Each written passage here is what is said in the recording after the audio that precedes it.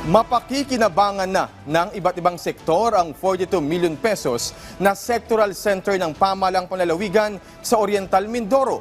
Ang detalye mula kay Joshua Sugay ng Philippine Information Agency para sa Balitang Pambansa. Pakikinabangan na ng 14 na sektor ng lipunan ang bagong tayong 42 million pesos sectoral center ng pamahalang panlalawigan ng Oriental Mindoro sa Barangay Santa Isabel, Calapan City. Ito ay matapos ang isinagawang inaugurasyon at pagpapasinaya sa nasabing gusali kamakailan sa pangunguna ni Governor Bons Dolor.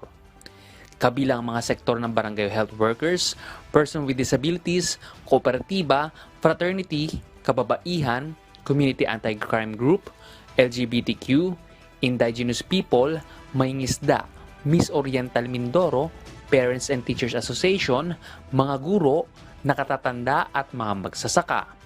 Mula sa 14 na gusaling itinayo ng pamahalang panlalawigan, 3 sa mga ito ay mula sa pondo ng Department of the Interior and Local Government na pinundohan sa pamamagitan ng Local Government Support Fund.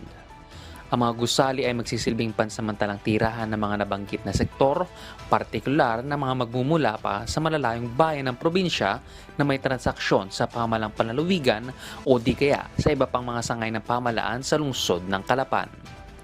Ayon sa punong lalawigan, ang unang palapag ng mga itatayong gusali ay magsisilbing conference hall, samantalang ang ikalawang palapag naman ay dormitoryo ng mga kasapi ng mga nabanggit na sektor na may transaksyon sa gobyerno.